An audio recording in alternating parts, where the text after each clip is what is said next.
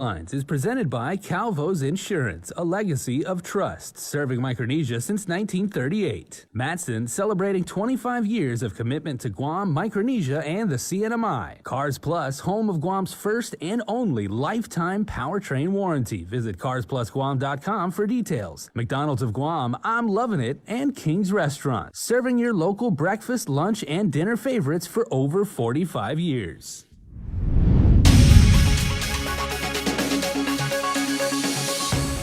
Ahead on Primetime, Nestor Lecanto has a recap of last night's intense public hearing for a bill that aims to amend the medical malpractice arbitration law. Plus, village mayors' offices experience long lines for residency verifications for individuals eligible for the All Rise program. And COVID-19 vaccinations will not be mandatory for Guam Department of Education school students and staff. Isaiah Uggan has that story coming up. Hafa and good evening, everyone. It's an issue that has clearly galvanized the local medical community. Healthcare providers were out in full force at Thursday night's public hearing on proposed legislation that could fundamentally change local medical practices. Here's a recap of some of the often very passionate testimony. The public hearing was packed and stretched 2 hours past its scheduled 8:30 p.m. end time. A handful of supporters testified in favor of Speaker Therese Sirlahi's bill to make medical malpractice arbitration optional and to add a court magistrate hearing as a recourse. The medical business is a business. It's a business that has an unfair advantage over every other business on the island. Because in any other business on the island, if there is a situation, the patient or the customer has legal recourse. I've read Bill 112. I see it accomplishes a major policy goal that could be a good benefit for a small part of our community. And those are the people seeking recourse from legitimate and justifiable complaints made by mistake or accident or neglect that dramatically impact their quality of life. But the rest of the testimony was mostly from healthcare professionals opposed to the bill. Their consistent concern: removing mandatory arbitration cracks open the door to more litigation against them. What we are saying is that while we want to take care of patients, Bill 112 will create such a litigious healthcare environment in Guam that we cannot afford to take on the additional liability that comes with extending ourselves to try to compensate for the gaps in the healthcare system on island. I believe that the problem we are debating is whether we prioritize the health and access to care of the community at the expense of the individual, or do we prioritize the individual's access to due process at the expense of the community? There needs to be balance, and I am all for working together to find a more balanced solution. But Bill 112 is not the answer. It's not the answer because the unintended consequence, say the providers, will be the chilling effect it will have on their practice. If this bill passes, I will no longer perform elective surgery on pediatric patients. It's not because I don't know how. It's not because I don't think I'm good at it. It's because malpractice insurance will not cover me to care for pediatric patients because I am not a pediatric surgeon. Most physicians in Guam have been practicing far and beyond what we have spent years training for. And in doing so, we have willingly exposed ourselves to potential malpractice. We do so because if we don't, nobody will. And if we don't, we may not give our patients a fighting chance to survive. Many agree that those with legitimate claims should not be deprived because of cost, but finding that balance remains elusive. I wholeheartedly agree that there needs to be a way to increase legal access for members of our community who have experienced a bad outcome as a result of medical malpractice.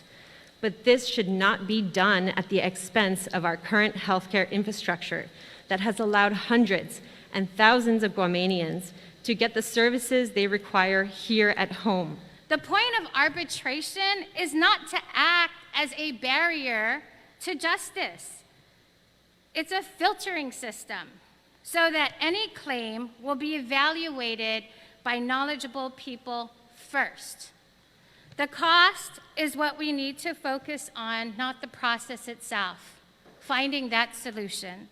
Bill sponsor Therese Terlahi closed the hearing saying a lot more discussion is needed. I don't know. I'm going to have to try to find a way for us to have a dialogue. So we're going to probably have to just have more roundtables with maybe smaller panels or groups or something. Because I know they have questions and they have lots of things to say as well. The next hearing is set for Monday, July 12th. In other legislative news, a pair of bills to add adoption agencies to the local adoption process was passed by senators in session today. One of the measures authored by Senator Mary Torres would add the agencies into the procedure for placement of infants into pre-approved adoptive homes. The second bill would insert adoption agencies into the Safe Haven Act process. That's the law that allows a parent to relinquish an infant to the custody of a designated government agency where it becomes a ward of the state. The vote was 10-4, with Senators Joanne Brown, Sabina Perez-Tello Taitigui, and Therese Terlahi voting no. Senator Tony Atta was absent. Senators voting no had opposed the bill during debate because it lacked specific rules and regulations for adoption agencies. Lawmakers also passed a bill mandating telephone access to prison inmates. And there were over 30 residents waiting in line when KUAM's Isaiah Uggins stopped by the Dededo mayor's office today. Some were waiting more than 6 hours to obtain a residency verification, which is a requirement for those eligible for the All Rise program. Here's more. It was a little past noon when we arrived at the Dededo mayor's office, where there was a cluster of people waiting for a residency verification.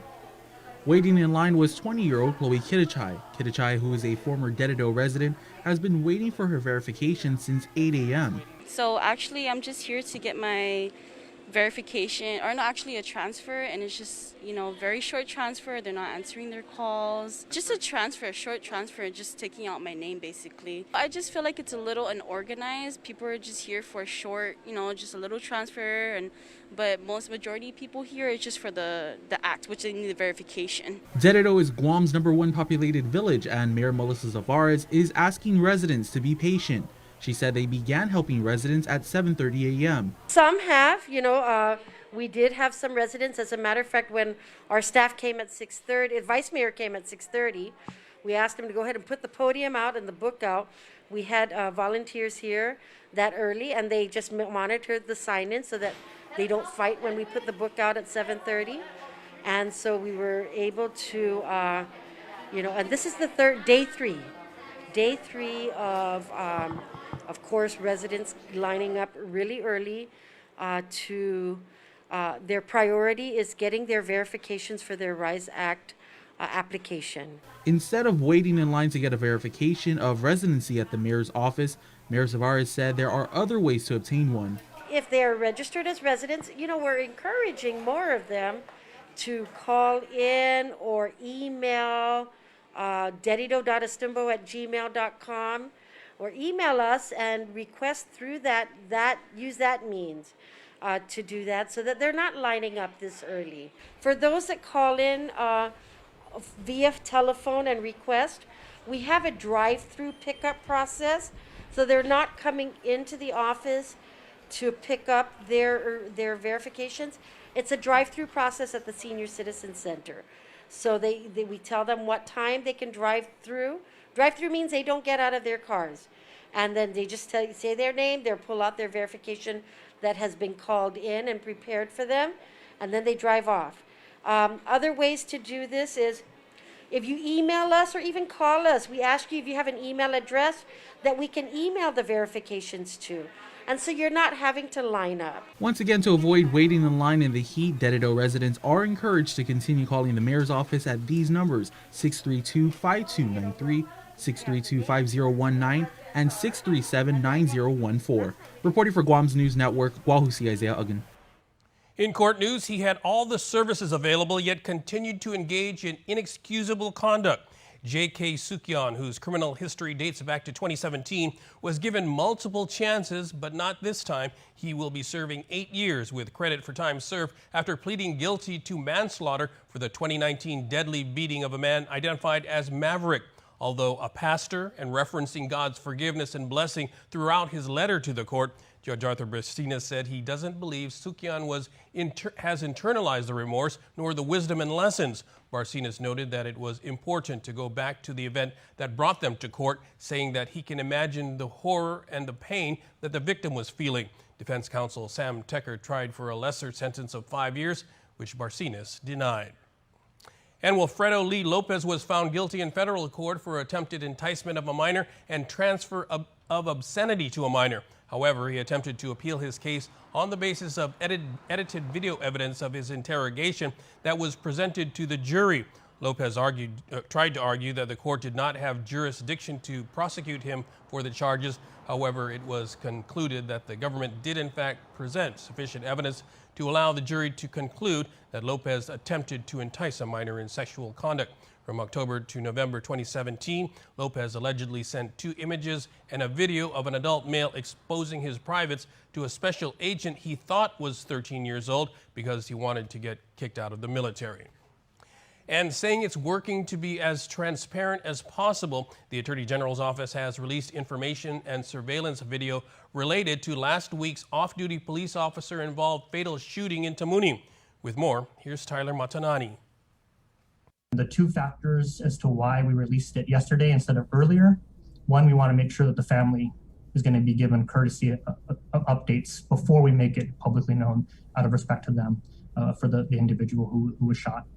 And 2, we want to make sure that we conduct all critical interviews with witnesses so that there will be no accusations that we put footage out there to somehow taint the witnesses and the testimony that would get subsequent to that. As we reported, 49-year-old Fowler Fabian was shot by an off-duty police officer in Tamuning. The incident prompted the activation of the AG's independent investigation team, created under a new lethal force policy currently under development for law enforcement officers. Surveillance videos were released on Wednesday to provide more information to the public about what led up to the shooting. Additionally, in total, 15 critical witnesses were interviewed. I can tell you, based on the interviews that we conducted prior to the release, it does corroborate that one of the individuals who was in the surveillance footage had 2 machetes and approached the vehicle. So I can confirm that. AG Camacho adding the forensic autopsy will be conducted this week and more information should be released next week, painting a better picture of what happened. We're moving fast on this case because we just recognize again that this is where we're at now. The media, you guys, the public, things are circulating on social media within hours of these incidents. So we need to respond appropriately and not no comment our way to 3 or 4 months. Reporting for Guam's News Network, I'm Tyler Matanani. The news continues right after this break. Get up-to-the-minute news, plus access to alerts, streaming radio, promotions, and more on your mobile device by downloading the KUAM News mobile app, available at the App Store now. And instant prizes from Foot Locker and Burger King. Win the best-selling 2021 Toyota Corolla LE, the crossover SUV 2021 Toyota RAV4 LE, and the dynamic luxury SUV 2021 BMW X1. The more you shop, the more chance to win. In the Micronesia Malls, shop and win. Home, a place where I can go to take this off my shoulders. Someone take me home. Home. It's more than wood, square footage, and a floor plan. It's where life happens, and moments become etched into memories. At Bank of Hawaii, we're proud to help families all across Guam buy and improve their home. Applying takes just a few moments, but the memories last a lifetime. Simplify by Bank of Hawaii. Welcome to tomorrow.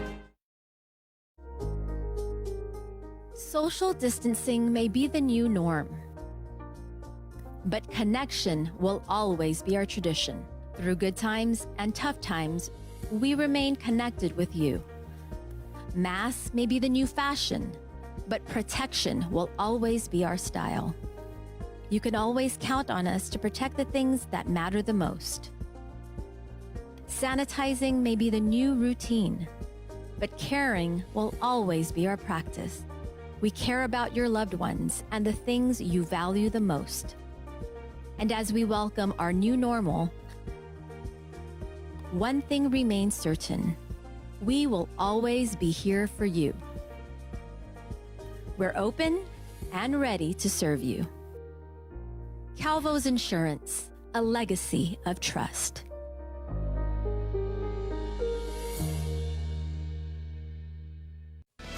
It's a special delivery to your inbox every week with your KUAM News Roundup, program advisories,